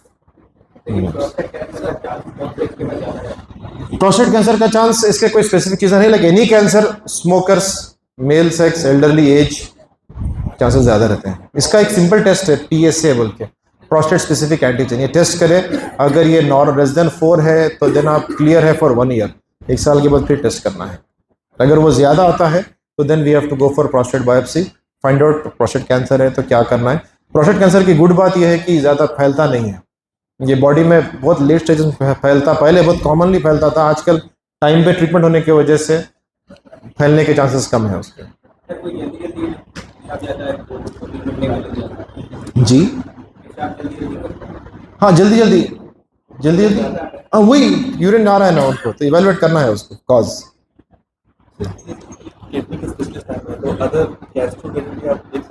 हाँ, देखते तो सभी है, सब MBBS है यार, तो देखना तो पूरा ही है। नॉर्मल हेल्थ चेकअप्स में मालूम चल जाता है कि कैंसर का सिम्टम है। हाँ, डेफिनेटली मालूम पड़ता है। कैंसर इनडायरेक्ट सिम्टम्स क्या रहते हैं? खून की कमी होना, कैल्शियम की ज्यादती होना, लीवर में SGPT का बढ़ना, ये डायरेक्ट सिम्टम्स हैं। तो अगर कुछ है तो मालूम होता है। कैंसर स्पेसिफिकली कोई एरिया में रहता, अगर लोकलाइज्ड है तो ट्यूमर रहता, वो नहीं मालूम पड़ता, वो स्कैन वैन करना पड़ता उसके लिए, बट अगर कोई मेजर है तो मालूम पड़ जाता है डेफिनेटली। हर प्रोस्टेटोमेगली अगर है PSA एवरी ईयर कराना कंपलसरी है, क्योंकि अगर वो कैंसर है तो it is a very simple test to identify and it is 100% treatable. तो हर किसी को 40 इयर्स के बाद PSA कराना चाहिए। हमारे चाचा है US से, 55 इयर्स के बाद कोलोनोस्कोपी मैंडेटरी है। कोलोनोस्कोपी पैखाने रास्ते में ट्यूब डाल के निकाल रहे हैं, देख रहे हैं कैंसर है क्या। तो करने को बहुत कुछ, अपन बहुत अंडर करते हैं, अपन बहुत अंडर प्ले करते हैं। टेस्ट करने पीछे हटना ही नहीं है। अगर आप 9 टेस्ट कर सकते हैं तो 10 करने की कोशिश करिए, बट आइडेंटिफाई थिंग्स अर्ली। तो प्रोस्टेट स्पेसिफिक एंटीजन, अगर प्रोस्टेट में अगर कोई कैंसर है तो उसका वैल्यू बढ़ जाता है। शुगर लेवल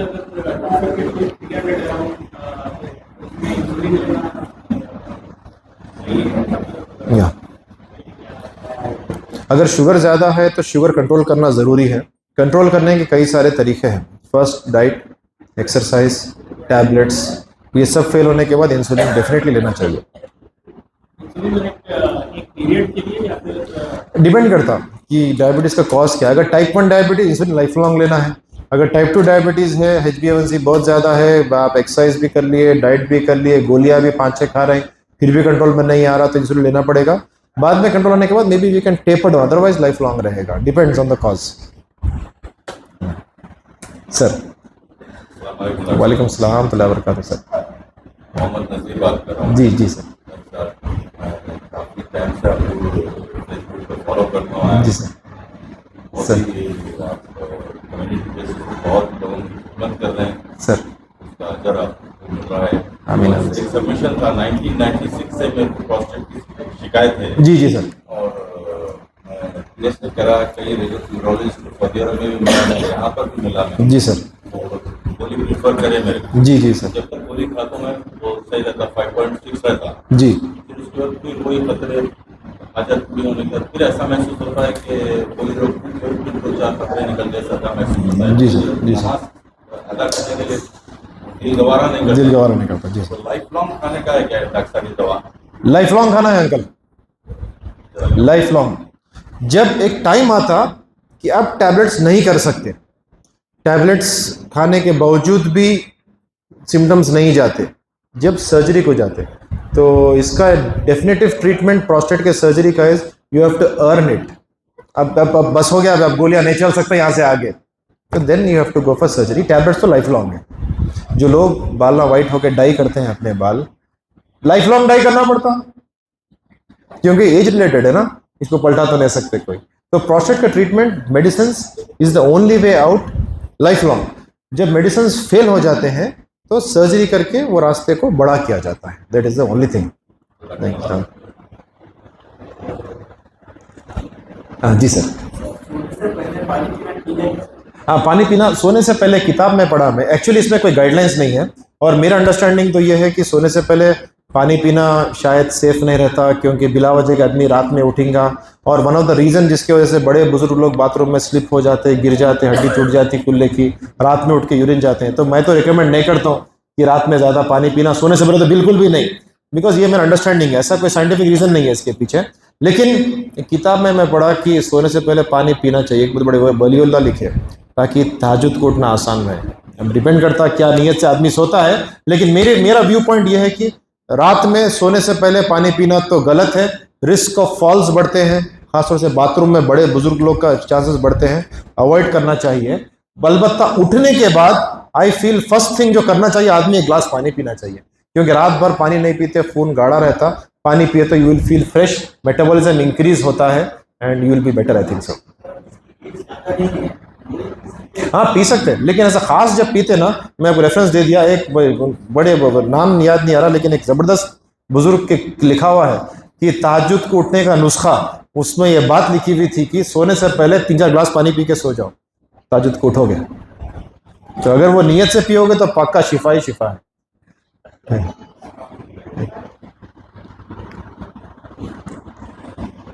जी अंकल, जी अंकल, कुनकुना पानी पीना बेटर है, क्योंकि देखो अब पानी पीने का अलग स्टोरी है कि ठंडा पानी पीना, गर्म पानी पीना, नींबू डाल के पीना, शहद डाल के पीना, हर किसी का कल्चर अलग है। मेरे वालिद साहब परसों चाइना जाके वहाँ ठंडा पानी मिलता ही नहीं, बल्कि मैं खुद केरला में, अगर आप लोग गए हैं तो केरला में ठंडा पानी कोई पीता भी नहीं है। ठंडा पानी पूछते क्यों, देखते हैं वो तो एक कल्चरल अंडरस्टैंडिंग है। लेकिन फैक्ट ये है कि आप ठंडा पानी अगर आप पिएंगे तो आपके ब्लड में पानी जब ही आएगा जब उसका टेम्परेचर 37 डिग्री सेल्सियस होगा, क्योंकि ब्लड का वो टेम्परेचर है। तो और अगर आप गर्म पानी पिएंगे 40-45 डिग्री का, फिर भी उन्हें जज्ब नहीं होता, चाय मार लिए 50 डिग्री की, उन्हें अब्जॉर्ब नहीं होती, उन्हें स्टिल पेट में रहती, बॉडी उसको ठंडा करती। 37 होने के बाद ही उन्हें ब्लड में आने को अलाउड होती है। तो I think room temperature 25-30 degrees जो रहता है अपना, वो पानी पीना बेस्ट है। कुनकुना तो जाहिर सी बात है पी सकते हैं। हमारा एक दोस्त है, उसका बिजनेस है चाइना में, तो उसको कौन की समझा दिए, उन्हें भी समझ गया कुनकुना पानी पीना। अब उन्हें गर्म कर रहा, पानी पी रहा, अल्सर हो गया पेट में, एंडोस्कोपी करके लंबा एक प्रोसीजर हो गया है। तो कुनकुना पानी खाली पीना भी डेंजरस रहता। आई थिंक अपना जो एरिया का कल्चर है वो सही है, नॉर्मल टेम्परेचर पानी पीना, गड़े का पानी पीना, जो भी था, but normal temperature is the best. और यकीन मानिए कोविड के बाद तो मैं ठंडा पानी छोड़ ही दिया, मैं तो नॉर्मल टेम्परेचर का पानी पी रहा हूँ, एंड आदत हो गई उसकी। तो ना ठंडा ना गर्म, normal temperature is the best. ऐसा आई फील सो। ऐसा कोई साइंटिफिक रिकमेंडेशन नहीं है उसके ऊपर। ठंडा पानी पीना तो मतलब अब क्या, ठंडा पानी पीना बहुत अल्लाह की नेमत है, उसकी दुआ भी है। मौलाना से पूछ लेना, ठंडा पानी पीने के बाद की दुआ है, ठंडा पानी पीना नसीब हो गया, क्यों वो ज़माना ठंडा मिलता ही नहीं था, किसी को ठंडा मिल गया तो उसकी तो दुआ है। ठंडा पानी एक नेमत है, बताते हैं जन्नत वालों को ठंडा पानी पिया दिया जाता है, और जहन्नम वालों को खोला हुआ पानी। अब क्या है क्या नहीं, लेकिन normal temperature is the best, absorb जल्दी होता, प्यास जल्दी बुझती। जी मैम, ये किडनी में और जो किडनी का जो हाँ किडनी में ब्लड सेल्स रहता है, जी, ब्लड सेल्स रहता है, उसको किडनी में क्या कनेक्शन है? हाँ किडनी कई सारे काम करती है, जैसा अपन डिस्कस करें। नंबर 1 खून को साफ रखती, नंबर 2 एक्स्ट्रा पानी है तो बॉडी में से निकालती। किडनी खून भी बनाती। किडनी एक हार्मोन बनाती जिसका नाम एरिथ्रोपोइटिन है। किडनी जब अच्छी रहती तो खून नॉर्मल रहता, हीमोग्लोबिन नॉर्मल रहता। हीमोग्लोबिन कम होने के कई सारे रीजन है, जिसमें से एक रीजन ये भी है कि किडनी में से जब एरिथ्रोपोइटिन नहीं बनता तो हीमोग्लोबिन कम हो जाता है। तो क्रॉनिक किडनी डिजीज जिसको रहता, जिसको किडनी का परमानेंट प्रॉब्लम रहता, किडनी श्रिंक हुई भी रहती, इन लोगों का खून भी कम रहता, 7-8 ग्राम्स रहता। हाल में एक पेशेंट देखा, खून की कमी है, डॉक्टर के पास गए, उन्होंने देखे 6 पॉइंट है खून, आयरन का इंजेक्शन दे दिए। और डॉक्टर के पास गए, उन्होंने देखे कह रहे 6 पॉइंट है खून, उन्होंने मल्टीविटामिन B12 की कमी से, फोलिक एसिड की कमी से उनके उसके गोलियां, उसके इंजेक्शन दे दिया। फाइनली और एक आदमी के पास गए, उन्होंने बोले कि कैंसर की वजह से हो सकता, बोल के पेट स्कैन हो गया, उसका पूरा बॉडी का स्कैन हो गया, अरे कुछ भी नहीं निकला उसमें। फिर फाइनली जो है खून की जो है कुछ स्पेशल टेस्ट कॉन्ट्रास्ट देने का था, CT कुछ कराने गए तो वहाँ क्रिएटिनिन टेस्ट करो कंपलसरी था, करे तो मालूम पड़ा कि क्रिएटिनिन 8 है। ना वो बच्ची जो आई अब क्रिएटिनिन 8 है। तो किडनी खराब होने की वजह से भी खून की कमी होती है, एरिथ्रोपोइटिन की कमी होती है। और डायलिसिस में जो पेशेंट्स रहते हैं वो लोग एक इंजेक्शन लेते रहते हैं, उसका नाम है एरिथ्रोपोइटिन, रेनोसेल के नाम से मिलता है, हिपोफिट के नाम से मिलता है, इट्स वेरी कॉमन। तो kidney failure is a cause for anaemia, खून की कमी। तो रेड ब्लड सेल्स किडनीज बनाते हैं, करेक्ट, बिल्कुल सही बात बोले आप। बहुत अच्छा सवाल है। जी, बहुत वेरी जस्ट लवली क्वेश्चन जी। तो खून की कमी भी किडनी डिजीज की अलामत है, इसको ये इंपॉर्टेंट पॉइंट याद रखना है इसको। जमा के बारे में बता सकते हैं? हिजामा, हिजामा तो सुन्नत है उसकी, तो उसको तो अपन क्या बता सकते हैं, उसको सुन्नत रसूल है, उसके बारे में अपन क्या बोल सकते हैं, बड़ी चीज़ है। लेकिन हिजामा की सच्चाई भी हमारे को मालूम होना चाहिए कि हिजामा कैसा करना, क्या करना, कौन करना। अब ये इंडस्ट्री में, हम तो हेल्थ इंडस्ट्री में एक ज़माने से बुजुर्ग हजरात भी है यहाँ पे, अरे 20 साल पहले हिजामा कहाँ होता कोई सुने ही नहीं यार। वो अब ये सब 15-20 साल से ही सुन रहे हैं, कुछ बोल ही नहीं सकते। एक बार क्या बैठे ना, एक किताब में इसमें कुछ बोल ही नहीं सकते। हिजामा अच्छी चीज़ है, बोलना पड़ता है क्योंकि सुन्नत का वर्ड लग गया। एक बार मौलाना ज़करिया साहब फज़ल अमल लिखे हज़रत शेख बोलते हैं उनको, उन्होंने मौलाना अशरफ अली थानवी को एक जो है मिठा बना के भेजे, उसका नाम है तलबीना। मिठा बना के नीचे लिखे ये सुन्नत है, ऐसा ऐसा है, आपको कैसा लगा? अब अशरफ अली थानवी साहब बोले, अब सुन्नत भी बोल दिया तो नीचे कैसा लगा, अच्छा ही लगा बोलना पड़ता, और क्या जवाब रहेगा इसका। तो हिजामा क्या कोई आंसर नहीं है, अच्छी चीज़ है, लेकिन उसका साइंटिफिक अंडरस्टैंडिंग कहाँ तक है, ये साइंस अपने तक पहुंची नहीं पहुंची, कहीं चले गई बीच में, आई रियली डोंट नो। लेकिन जो लोग करते हैं अच्छा करते हैं, आई थिंक इट्स ओके, कर सकते हैं। या फिर ब्लड डोनेशन कर सकते हैं, मैं ये चीज़ का फेवर में हूँ। हिजामा तो गंदा खून निकाल के फेंक देते हैं, बॉडी में से कहीं से भी खून निकालो, I think is the same thing. तो 3 महीने को 6 महीने को अगर आप ब्लड डोनेट कर देंगे तो शायद 3 जान बच जाएगी, आपकी हेल्थ भी अच्छी रहेगी। I feel so. मॉडर्न हिजामा है, मॉडर्न हिजामा ऐसा मेरे फीलिंग है, लेकिन हिजामा के मैं खिलाफ नहीं हूँ, सर पे कर लो, कहाँ करते कर लो भाई, सुन्नत है, बस रेस्पेक्ट। जी जी, इतना पीना कि यूरिन व्हाइट कलर का आना नहीं करता। पानी का ओवर इनटेक किडनी का इफेक्ट बिल्कुल भी नहीं करता। ओवर इनटेक पानी करने से कोई प्रॉब्लम नहीं होता। पानी ज्यादा पीने से ब्लड और डाइल्यूट हो सकता है, सोडियम की कमी हो सकती है, लेकिन वो सब आपका बॉडी सेंस करता, आपको वो चीज खाने को मजबूर कर देगा, नहीं होगा, नो प्रॉब्लम। पानी best, Zamzam is the best water, क्योंकि जमजम का pH 8.00 है, pH अपने ब्लड का 7.5 रहता है, जरा अल्कलाइन पानी है। जमजम इज द बेस्ट। जमजम पीने वालों को किडनी के स्टोन्स नहीं होते। विराट कोहली जो पानी पीता उसका नाम EVN है, 1 लीटर जो है 1500 रुपीज़ में मिलता, तो वैसा भी पानी पी सकते हैं, उसका pH भी 8.0 है। तो अल्कलाइन वाटर इंपॉर्टेंट है। तो वाटरों में भी अल्कलाइन, आजकल अल्कलाइनर्स मिलते हैं, घर पे भी आप मशीन लगा के पानी का अल्कलाइन कर लेके पी सकते हैं। That is the best for health. Copper vessel भी अल्कलाइन करता है, लेकिन उसके लिए कम से कम 24 घंटे रहना पड़ता है वेसल में। तो आज डाले तो अगले दिन डाल के पानी पीना उसको, तो वो भी कर सकते, ओल्डन टेक्निक है वो। Alkaline water is the best, और जमजम पानियों में बेस्ट है। सोडियम बाइकार्बोनेट ब्लड को अल्कलाइन करने के वास्ते रहता है। अगर आप अल्कलाइन पानी पी रहे, रमजम नसीब हो रहा आपको, तो इट्स फेयर इनफ। जी जी जी, अगर उन्हें अल्कलाइन कर रहा तो ठीक है, अगर उन्हें फिल्टर है तो भी अच्छा है। आरओ का पानी पीना चाहिए, अच्छा रहता ना, दैट्स गुड, इट्स गुड। तो सुप्रीम कोर्ट ने बैन कर रखा है। आरओ का पानी, हाँ वो आरओ का पानी तो आई थिंक इम्पोर्टेंट है। अपन जो पानी पी रहे मिनरल वाटर वही है। नहीं, उसमें सुप्रीम minerals कोर्ट की कमी की वजह से नहीं होता, नहीं होता। आरओ वाटर बोले तो पूरा वो आरओ अलग है, वो मेडिकल आरओ है। जो आपके घर में आरओ है वो खाली जस्ट बेसिक गवर्नमेंट के पानी को क्लीन करता हो। आरओ के पानी के गवर्नमेंट खुद लगाई है, मेले मेले में टैंक्स लगे हुए आरओ का पानी निकाल के ओएसी टैंक में पानी दे रहे हैं वो लोग। हाँ नहीं, एक मेडिकल आरओ रहता, जैसा कि आरओ हमारे डायलिसिस यूनिट में लगा हुआ रहता, उसमें बिल्कुल इलेक्ट्रोलाइट्स वगैरह पूरे चले जाते, बिल्कुल टीडीएस जो है बिल्कुल 5, 10, 30 तक ले लेके आते। जो रेगुलर आरओ रहता है उसका टीडीएस 100 to 150 रहता। चेक करता होगा।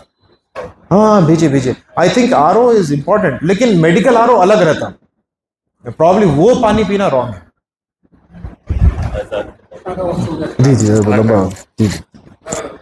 बहुत any time sir, any time. मैं तो थकता ही नहीं, मैं तो मेरे को तो पसंद है ये।